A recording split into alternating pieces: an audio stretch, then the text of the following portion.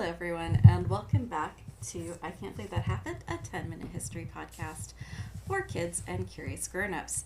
So we're starting a new season because I jumped down a rabbit hole I did not expect to jump down, and now I can't stop researching it. So you guys get to benefit from my obsessive need to be curious and research strange and weird things.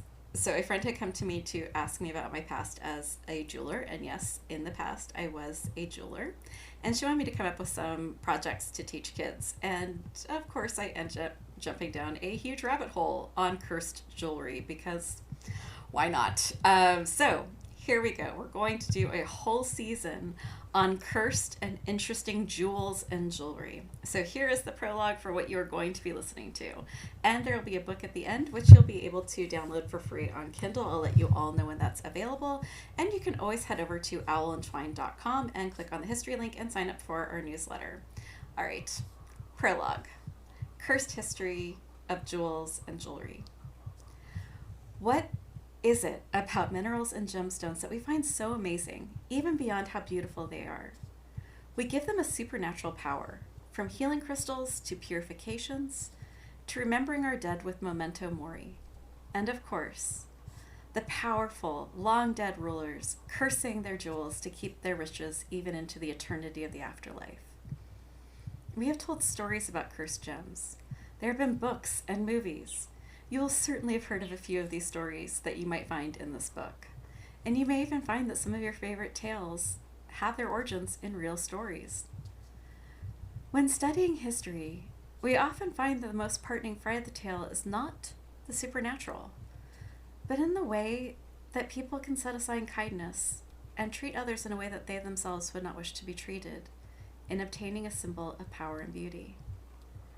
As you might imagine, the history of jewels is full of these tales. While this is meant to be a fun romp through history, I do want to leave you with this. Please never forget those in the margins of your history books. There are so many stories that are left untold. And whenever you can, choose kindness. Now let's go as far back into the world where stones are so much more than a decoration. All right, we are going to be heading back to the true history that started Lord of the Rings, because we just have to.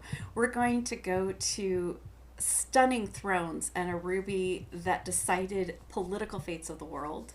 We're going to be talking about a diamond necklace that might have actually tipped the scales of the French Revolution. I hope you enjoyed this. These stories are meant for children, and well, I think adults probably will absolutely enjoy them.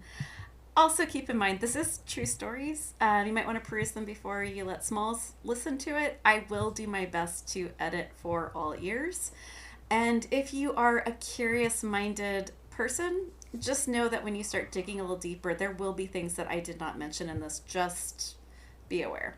All right, everyone, I hope you enjoy. These are going to be a little sporadic. I am working on a novel, so November is usually the month I take off, but I will try to update this through November. And I'm really hoping to finish this book this year, so please bear with me. And thank you for listening. Please share this podcast with any friends, family, or homeschool community that you can think of.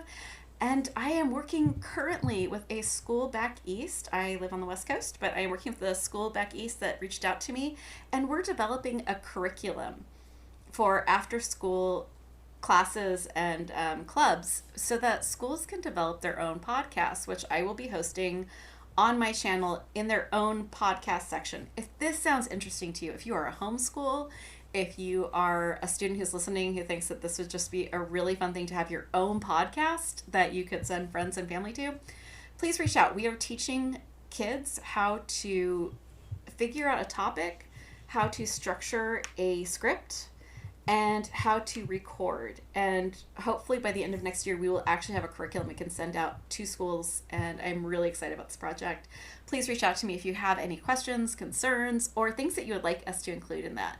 All right, thank you so much, everyone. Head over to owlandtwine.com. The nicest thing you can still do for this little baby podcast is to head over to Apple Podcasts and give us some stars, some constructive feedback, or kind words. I thrive on scratches behind the ears and kind words. And sharing that we don't advertise. I don't have the energy, time, or money. So I rely on all of my listeners coming to me from other listeners just like you. All right. Thanks, everyone. Have a great time, and I hope I can chat with you soon.